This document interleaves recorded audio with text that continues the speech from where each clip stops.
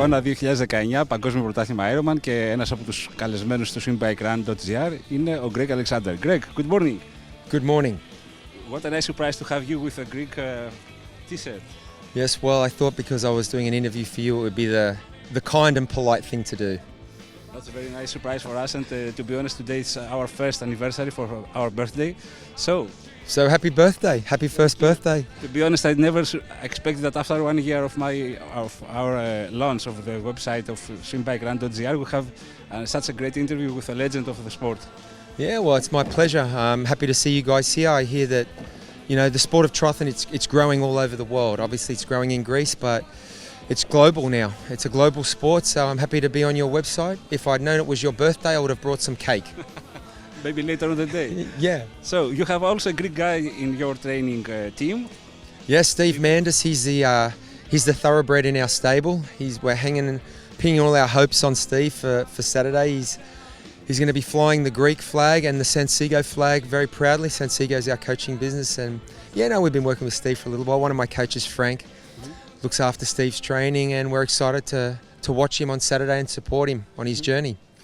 First of all, let's go back to the past, and you are 3 times world championship here in Kona. Also, you are the greatest, the higher age finisher. The oldest, yeah. That's yes. a dubious record, but yeah. So I think maybe if Jan wins this year, he could take that record. 53 days less than you. Oh, so okay. Well, hopefully maybe next year you'll have to come back so we can break the record.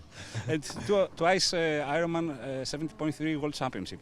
And yep. You are the first in the history of the sport that you have the same year both titles. Yeah. Ultimate. 2011, yeah, I was lucky enough to win the 70.3 World Championships, and then 4 weeks later I came here and kept some good form and won again. So yeah, it's a nice memories for me, and I think it's a nice accolade. It has since been equalled, I think. On the women's side, Leander Cave did it, and on the men's side, Jan Frodeno did it in 2015. So it's not easy to do. I think it's hard to peak for 2 big races, but it is possible. If we look back to the past and look to the present, do you see any deviations, any things that make a strong, update to the athlete, to the sport? I mean. Evolution, yeah, for sure. I mean, I think, you know, this race and the sport is about 40 years old. So I think in the last, particularly 10 or 15 years, there's been a lot of innovation, technology come in terms of, you know, wearable technology, software, but also our understanding of how to train better. And also technology in the equipment. If you look at the swimsuits, the race suits are much more aerodynamic, and I think the big one is the bicycles. The bicycles now are tested in the wind tunnel, tested on the velodrome. The design process is long, and you know, so the equipment is better, and I think that's the natural evolution. But I think the athletes are better as well. I think, you know, the way we understand the knowledge and we train the athletes is better than 5, 10, 15, 20, certainly 30 years ago. So, you know, I think the athletes have the benefit now of not only having better equipment and technology around tracking their heart rate and tracking their power, but also the software to archive it and be able to understand what it means and implement it into training. So I think, like in everything in life, understanding gets better and technology comes in and makes things better. You have more information to adapt and to make your performance better. And what about training? The same question about training. If training tips are different now than 10 years before? Yeah, I think the cornerstone of training is still consistency, and you have to work hard. So, you know, that's one thing I notice now. I think with all the technology, and you've got to be careful that you don't substitute that for hard work. Hard work is still important, and smart work, working the right way, doing the right sort of work at the right time, making sure you recover the right way. It's still important. Even though we are certainly pushing ahead with technology and innovation, and we know a lot more, it's still important to work consistently and to have a very, very good work ethic. Hard work is still important. You are also focused on training after 2014, if I remember well. What is your motto to your athletes? I think that the motto is just enjoy the sport, love the sport, and do the best you can. I think we live in a world now where it's easy to compare to others, what everyone else is doing in your age group, or as a professional you're looking at the other professionals. A lot of the age groupers are looking at what times are being done. The most important comparison, I think, is you to yourself, a previous version of yourself. You know, if your goal is to enjoy the sport, part of that is trying to improve, I think. And so I think that an important comparison is, you know, are you improving as an athlete? Are you being smarter with the way you eat, with the way you recover, with the way you train? And looking at prior performances, for me, that's the most important comparison, not the external comparison. Having such a great experience in Kona, what is your useful tips for age groupers and pro athletes for the race on Saturday? Yeah, I think don't be put off by whatever the conditions are. They can be it can be a big variety. You can get a lot of wind, not a lot of wind. You're probably going to get some heat. The humidity can change, and it's quite a hilly course. So I would say just embrace whatever the day throws at you, because it's the same for every athlete. And have faith and confidence in the training and the preparation. Whatever you've done to get you here will serve you well on race day. And last but not least, make sure you enjoy the day. You should love it. This is the best day in our sport. So, have you been in Ironman World Championship in Nice 5 weeks ago? That was the World Championship in Nice. Did you see the race, or did you watch the race? I wasn't there, but I watched the coverage on computer, and yeah, it's amazing. I mean, I think it was interesting.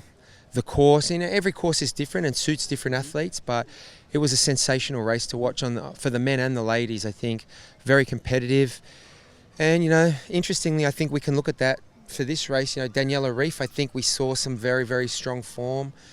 I think Alistair Brownlee was in good form. Of course, there's some question marks because it's his first race here, but I think he's a sensational athlete. And also on the men's side, Sebastian Kienle, I think, had an incredible race in Nice.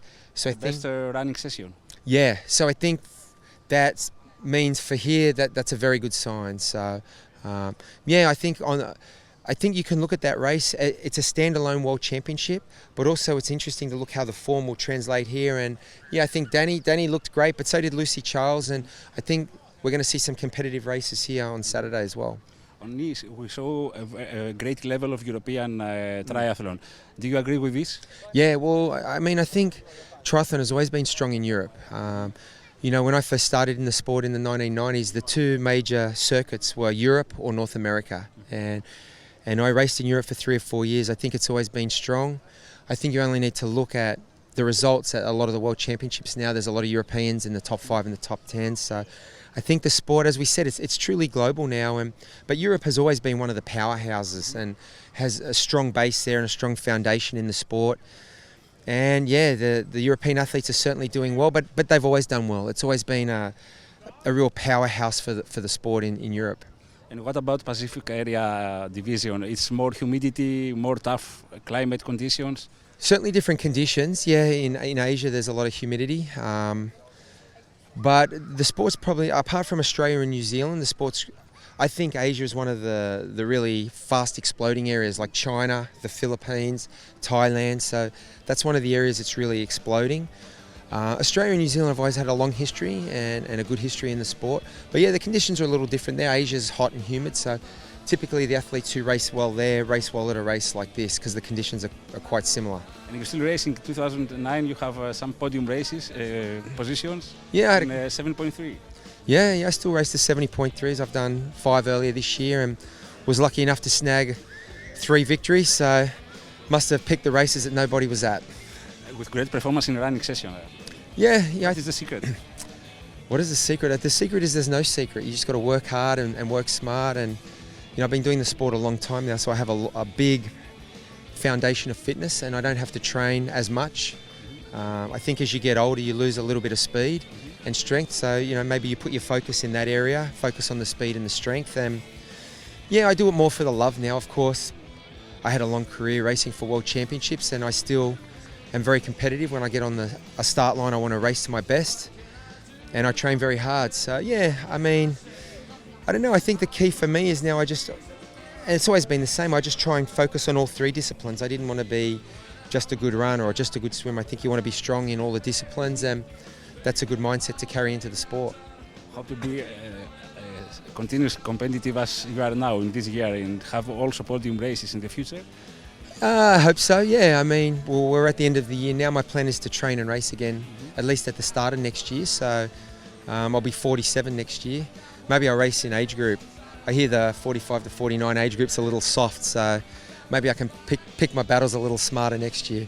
All the best, and thank you so much for having you in Sim Bike Running first birthday anniversary.